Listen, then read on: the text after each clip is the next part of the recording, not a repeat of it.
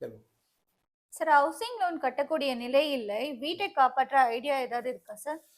எல்லாரும் கேட்கக்கூடிய ஒரு கேள்விதான். இங்க ஒரு எசகடான கேள்வி இது. ஏன்னா, நெறைய பேரு வந்து சொல்றது, "எத்தன வருஷமா கட்டலன்னா?" "சார் ஒரு 4 வருஷமா லோன கட்டல" அப்படின்னுவாங்க. அந்த நேரத்துல ஏன் பேங்க் சும்மா இருக்குது? அந்த கேள்வி ஒண்ணு வருதுல்ல. அதுக்கு ஒரு முக்கியமான பதில் என்னன்னா, ஒரு பேங்க் சும்மா இருக்குதுன்னா, பின்னாடி வட்டி முதலுமா சேர்த்து வசூல் பண்ண போறான்னு அர்த்தம். நீங்களே போயிட்டா கூட சரி.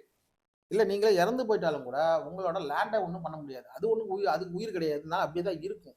என்னைக்கா இருந்தாலும் வட்டியோட வரேன்னு சொல்லி தான் உங்க லோன கேட்க மாட்டாங்க. அவங்க கேட்கலன்றதுக்காக நீங்க கட்டாம இருந்தீங்கன்னா, சிக்கல் தான் வரும். இப்ப ஹவுசிங் லோன பொறுத்தவரைக்கும், ஹவுசிங் லோன் அது ஃப்ளாட்டா இருக்கட்டும், காலி இடமா இருக்கட்டும், இல்ல பிசினஸ்ல குடுத்துரு இடம் குடுத்துருப்பீங்க. ரிஜிஸ்டர் பண்ணி பக்காவா ரிஜிஸ்டர் பண்ணி குடுத்தீங்கன்னா, என்னைக்கா இருந்தாலும் உனக்கு போய் சேர்ந்துரும். அதுல எந்த மாற்றமும் இல்ல. இதுல நடுவுல கிடைக்கிற நிவாரணம் என்னன்னா, எல்லாரும் நினைக்கிறது டிஆர்டின்னு ஒண்ணு போன உடனே உங்களுக்கு எல்லாம் தீர்வு. டிஆர்டி போனீங்கன்னா தான் உங்க சொத்து சீக்கிரம் போயிரும். ஏன்னா, டெப்த் ரெக்கவரி ட்ரிபியூனலுக்கு நீங்க போறீங்கன்னு வச்சுக்கங்களேன், ஆக்சுவலி அதோட நோக்கம் என்ன? கடன் வசூலிப்பு தீர்ப்பாயம். இப்ப இந்த டெப்த் ரெக்கவரி ட்ரிபியூனல் வந்து சென்ட்ரல் கவர்ன்மெண்ட் ட்ரிபியூனல். ஸோ யாரும் வந்து கடனை வந்து கரெக்ட்டா வசூல் பண்ணணுன்றதுக்காக தான் அத வச்சிருக்காங்க. நீங்க சண்டைக்காரங்கிட்டயே போயிட்டு, சாட்சிக்காரங்கிட்டயே போயிட்டு கால்ல விழுற மாரி, யார் பிரச்சனை குடுக்கக்கூடிய இடத்துலயே போயிட்டு டிஆர்டி ஃபைல் பண்ணா என்ன அர்த்தம்? இப்ப டிஆர்டி ஃபைல் பண்ணாக்கா, நீங்க டைம் குடுக்க போறது கிடையாது. டிஆர்டில ஒரு கேஸ ஃபைல் பண்றீங்க. உடனே ஆர்டர் இஷ்யூ பண்ணிடுவாங்க. இங்க பாருங்க ஒருத்தர் அப்படிதான் ரூ. 25,00,000 குடுக்கணும். அவங்க 13 நோட்டீஸ் வந்தது. நான் சொன்னேன், இது வேற விதமா கொண்டு போலான்னா, இல்ல சார் டிஆர்டி போட்டுருங்க அப்படின்னு. சரி ஓகே. உங்க 10,00,000 12,000 வந்து உங்களுக்கு ஸ்டாம்ப் டியூட்டி. கட்டி டிஆர்டில புடிச்சு நம்பர் ஆயிடுச்சு. ஆர்டர் குடுத்துட்டாரு. அவனாவது பரவால்ல. நான் 6 மாசம் இஎம்ஐக்கு தான் வந்து இந்த இந்த நோட்டீஸ் விட்டுருக்கான். இங்க நாங்க போட்ட உடனே சொல்லிட்டான். மொத்தம் 25,00,000 1 வாரம் டைமு. 1 வாரத்துக்கு ஒரு 10 கட்டுருங்க. ஸோ 7 3 சார் 20 சாரி 7,00,000 7,00,000 கட்டுருங்க. 3 இதுக்குன்ட்டான். இப்போ ஒழுங்கா பேங்க்காரங்கிட்ட பேசியிருந்தாலாவது 4 டியூ உங்களுக்கு இதுவாயிருக்கு. இப்ப ஆர்டரே போட்டாங்க. என்னன்னு கரெக்ட்டா 1 வாரம் கேப்ல வந்து 7,00,000 7,00,000 7,00,000 கட்டுங்க. அப்படின்னு 20 நமக்கு என்னமோ கணக்கு தெரியாத மாரியும், அவங்ககிட்ட வந்து 21 லேக்ஸ் எப்படி பிரிக்கிறதுன்னு போய் கேட்ட மாரியே ஆர்டர் இருக்குது. நான் அப்பவே சொன்னேன். ஏங்க இப்படி போனீங்க அப்படின்னு. ஏன்னா, இங்க ஒரு பெரிய விஷயம் நோட் பண்ணணும். ரிட் பெட்டிஷன் போனா கூட, அதுல ஏதாவது ஒரு கிரவுண்ட்ஸ் எடுக்கலாம். இப்ப ரிட் பெட்டிஷன் ஆர்டிகிள் 226ல ஹைகோர்ட்ல போய் கேட்கிறோம்.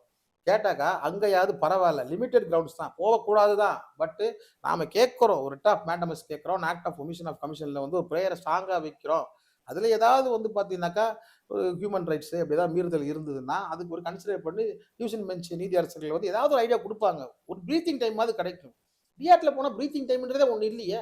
அதுக்கு என்ன அர்த்தம்னா, அவன் வட்டியே சரியா போடல. கரெக்ட்டா வட்டிய கால்குலேட் பண்ணி சொல்லுங்க. நான் கட்டிடுறேன்றது அர்த்தம் தான் அந்த டிஆர்டி டெப்த் ரெக்கவரி ட்ரிபியூனல் தமிழ்நாட்டுல 5 இருக்கு.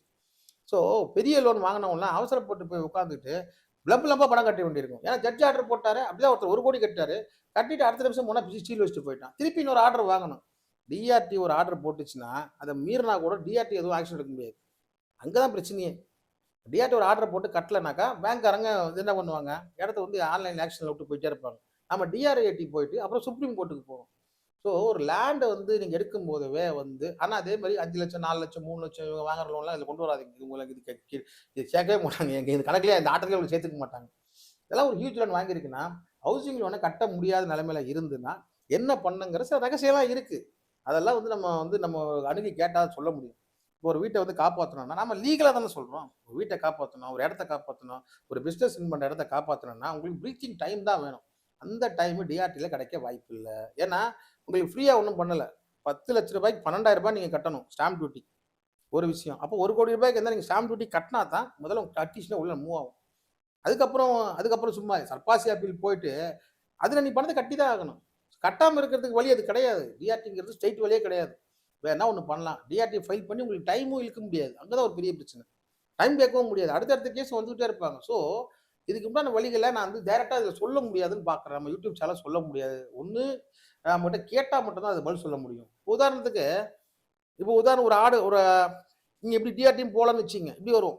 ஒரு வீட்டு வந்து உங்கள வந்து காலி பண்றதுக்கு கடைசியா எங்க போவாங்க? கடைசியா ஃபர்ஸ்ட் 13/2 அதுக்கப்புறம் 13/4 நோட்டீஸ் இது 2த்தையும் ஒட்டிடுவானுங்க செவுத்துல. அதுக்கப்புறமா வந்து ஆன்லைன்ல ஆக்ஷனுக்கு வந்து சேல் நோட்டீஸ் குடுப்பாங்க. அதுக்கப்புறம் பார்த்தீங்கன்னா, பேப்பர்ல பப்ளிஷ் பண்ணிருவானுங்க. அதுக்கப்புறமா அதுக்கப்புறம் கூட உங்களுக்கு வந்து எவிக்ஷன் ஆர்டர் போடுவாங்க. அதுக்கு வந்து சிஜிஎம்ட்ட போவாங்க.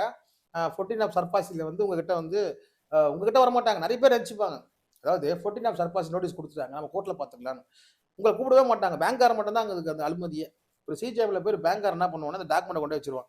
இவர்ட்ட பணம் வாங்கியிருக்காரு கட்டல. டோட்டலா இந்த வீட்ட வெக்கேட் பண்ணி குடுங்கன்னா, எதிர் தரப்ப கூப்பிட்டு, "எப்பா நீ பணம் கட்டுறியாப்பா? எவ்வளோ கட்டணும்?" அதெல்லாம் கிடையாது ஹவுசிங் லோன்ல. உங்களை கூப்பிடவே மாட்டாங்க. கடன் வாங்கினவங்கள அந்த பக்கம் கூப்பிடவே மாட்டாங்க. உங்களை பார்ட்டியே சேர்க்க மாட்டாங்க. அதுக்கு வக்காலத்தும் கிடையாது. என்ன சொல்லுவாங்கன்னா, கரெக்ட்டா அந்த 1 பைசா கம்மி இல்லாம கரெக்ட்டா கால்குலேட் பண்ணி 5,00,000 வாங்குனதுக்கு ஒரு 55,00,000 ஆர்டர் போட்டு கையில குடுத்துருவாங்க. அவ்வளோதான். இது நீங்க கம்ப்ளைண்ட் பண்ணினா தான் உண்டு. இல்லையா, இந்த அட்வொகேட் கமிஷனர் ஒருத்தர வச்சு, ஒரு வில்லேஜ் அட்மினிஸ்ட்ரேட்டிவ் ஆஃபீசர வச்சு, அந்த ஊரு போலீஸ் இன்ஸ்பெக்டர வச்சு இடத்த காலி பண்ணி குடுக்குறது ஆர்டர் போடுவாங்க. இங்க தான் நிக்கணும். இந்த ஆர்டர் எடுத்துட்டு கூட நீங்க டிஆர்டி போலாம். அதே போல ரெட் பெட்டிஷன் போட்டு நீங்க ஹைகோர்ட்டுக்கும் போலாம்.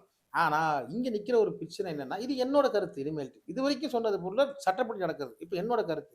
ஒரு வீட்டுக்குள்ள அது ஆர்டர் என்னவா இருக்கும்? Eviction order. எவிக்ஷன் ஆர்டர்னா என்ன? உள்ள இருக்க ஹவுசிங் லோன் வாங்குன பொருள் எல்லாம் தூக்கி போடுறது தான் எவிக்ஷன் ஆர்டர். தூக்கி போடுறது, இல்ல லாக் பண்றது.